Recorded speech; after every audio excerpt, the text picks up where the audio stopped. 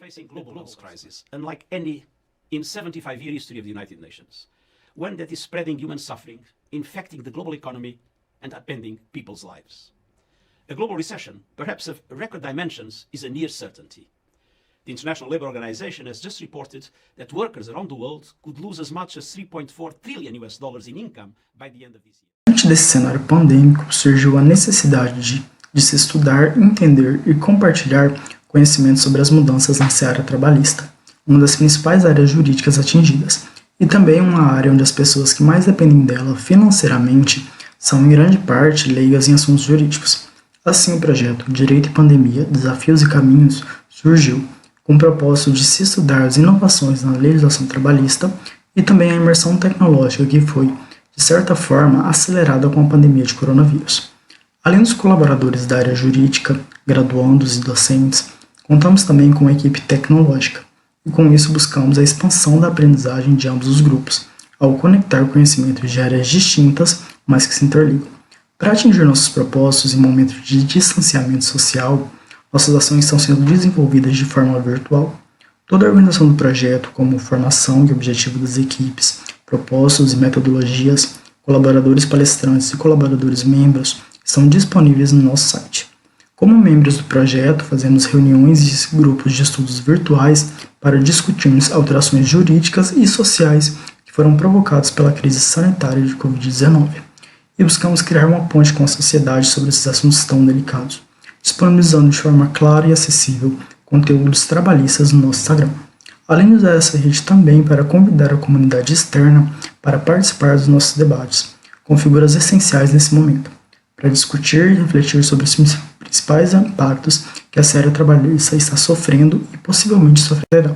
Já tivemos em nossos debates juízes do trabalho, advogados trabalhistas, auditor fiscal do trabalho, docentes, tecnólogos, além de outros. Como forma de demonstrar nosso trabalho, convidamos os senhores para refletirem conosco sobre a Lei 14.020 e seus impactos ao trabalhador. Meu nome é Rafaela. Meu nome é João Antônio. Nós vamos tratar da Lei 14.020 de 2020 e seus impactos ao trabalhador. No dia 20 de março, o Ministério da Saúde declarou transmissão comunitária do coronavírus. E a principal medida de prevenção foi o isolamento social. Apesar dessa medida ser muito eficiente, ela gerou alguns prejuízos ao setor econômico do país, principalmente o setor de empregos. E o presidente, com parecer do Ministério da Economia, criou o Programa Emergencial de Manutenção da Renda e do Emprego, através da medida 936, da medida provisória, que veio a se transformar na Lei 14.020 de 2020. E esse programa tem como objetivo preservar o emprego e a renda e garantir a continuidade das atividades laborais e reduzir os impactos sociais causados pela pandemia. E o programa instituiu o benefício emergencial, que é um valor calculado nos últimos 3 salários do trabalhador, com base no seguro-desemprego. E é possível adquirir esse benefício através de 2 formas de acordo entre empregador e empregado, que é pela redução proporcional da jornada e do salário e a suspensão contratual. A redução proporcional ela pode ser feita através de acordo coletivo e acordo individual. E esse acordo pode ser, inclusive, por meio eletrônico, a lei permitiu, e inclusive pelo WhatsApp, desde que o conteúdo da mensagem seja explícito e o trabalhador manifeste o desejo de acordar. E essa redução ela tem prazo máximo de 90 dias, mais prorrogação por meio de decreto presidencial. A redução proporcional ela pode ser feita em 25%, 50% ou 75%. No caso de ser 25%, o empregador pagaria 75% do salário e o benefício cobriria os outros 25% e o trabalhador trabalharia numa jornada de 75% apenas. Já na suspensão do contrato de trabalho, há de fato uma suspensão das obrigações, tanto do empregado quanto do empregador.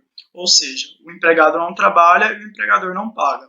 A remuneração recebida pelo empregado é 100% proveniente do benefício, desde cumpridos os requisitos. Vale lembrar que as empresas que em 2019 arrecadaram mais de 4,8 bilhões de receita bruta, se quiserem fazer a suspensão, terão que pagar 30% do valor devido como ajuda compensatória, que não tem natureza salarial, ou seja, não vai refletir nas outras verbas trabalhistas. Esses 30% pagos pelo empregador serão considerados despesas operacionais dedutíveis na determinação do lucro real e da base de cálculo da contribuição social sobre o lucro líquido. Isso, claro, das pessoas jurídicas tributadas pelo lucro real. Ou seja, também é uma medida de incentivo para que o empregador pague essa ajuda compensatória, visto que em contrapartida haverá uma certa desoneração. O prazo máximo estabelecido pela lei é de 60 dias, mas após a edição dos decretos 10.422 e 10.470, prorrogou-se o prazo para 180 dias, tanto na suspensão quanto na redução de jornada. Vale lembrar também que esse programa, ainda enquanto medida provisória, teve sua constitucionalidade questionada no Supremo. O partido Rede Sustentabilidade impetrou a ADI com base, além de outras fundamentações, no artigo 7º, inciso 6º da Constituição Federal, que prevê a redutibilidade salarial, salvo negociação coletiva. O ministro Ricardo Lewandowski, relator do caso, em julgamento de medida cautelar, reconhecendo a excepcionalidade da situação, decidiu que a comunicação aos sindicatos era medida de validade do acordo individual, ou seja, poderia fazer o acordo individual, mas este deveria ser comunicado ao sindicato, que deveria se pronunciar em caso de ilegalidades, sendo sua omissão considerada anuência. Importante lembrar que tem que se comunicar o teor do acordo, não apenas sua realização, porque o intuito é verificar sua legalidade. Dia 24/5, o Pleno, em julgamento da medida cautelar, negou o referendo a esta, ou seja, a ADI continua sem julgamento definitivo. Desde o dia 26/5, os autos são concluídos ao relator para elaboração do voto e posterior julgamento. De toda forma, é interessante citar o posicionamento do ministro Lewandowski, no julgamento da medida cautelar impetrada na ADI, em que declara temer que a Corte abra precedente para o afastamento da Constituição em casos futuros de calamidade pública. É preciso ressaltar que a Constituição só se permite ser afastada em caso de estado de defesa ou estado de sítio, e ainda assim com certas restrições. No tocante à legislação, como esperado em toda a legislação, visto a complexidade das relações jurídicas e humanas, em uma análise sumária da lei, a gente conseguiu perceber algumas lacunas, como, por exemplo, a não manifestação da lei pela compatibilidade ou incompatibilidade com o banco de horas negativo, aquele em que o trabalhador deve horas ao empregador. Ou seja, a lei não se manifesta se é permitido ao trabalhador ou não, em redução de jornada, pagar essas horas ou ainda fazer horas extras. Mas a gente pode lembrar que a jurisprudência do TST manifesta-se pela incompatibilidade das horas extras com a redução de jornada durante o aviso prévio. Então, isso pode ser um caminho a ser seguido pelos tribunais.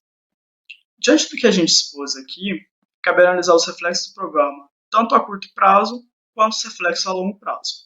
A curto prazo, conseguimos perceber que a medida conseguiu conter, de certa forma, o desemprego em massa e garantir renda mínima ao trabalhador, vistos que até o momento foram celebrados mais de 18,5 milhões de acordos sob a égide da medida provisória e da lei, segundo os dados do Ministério da Economia. Conforme estes mesmos dados, mais de 1,4 milhões de empregadores foram beneficiados, presumindo-se então que houve uma contenção no número de falências ou ainda de abertura de recuperação judicial. Já a longo prazo, a gente pode imaginar que o aumento de cargos em teletrabalho, isso que é menos oneroso ao empregador. E, por outro lado, a gente tem a falta de legislação robusta sobre o assunto. Então, isso pode servir de incentivo ao legislador para que atue com mais rigidez nessa área que tanto precisa. É possível também que outras problemáticas surjam ao longo do tempo, visto que a legislação surgiu agora há pouco, o que torna improvável presumir todos os seus efeitos jurídicos e sociais. É importante ressaltar que tanto a MP como a lei e a ADI foram produzidas e julgadas em caráter de excepcionalidade. Então, fazendo uma analogia com o brocardo jurídico de fatos que lhe daria o direito, entendemos que o Estado, tanto na esfera jurídica quanto administrativa e legislativa, podem, diante de fatos excepcionais, tomar medidas excepcionais. Mas ainda assim devemos ficar atentos ao dever do Estado de proteger o interesse coletivo.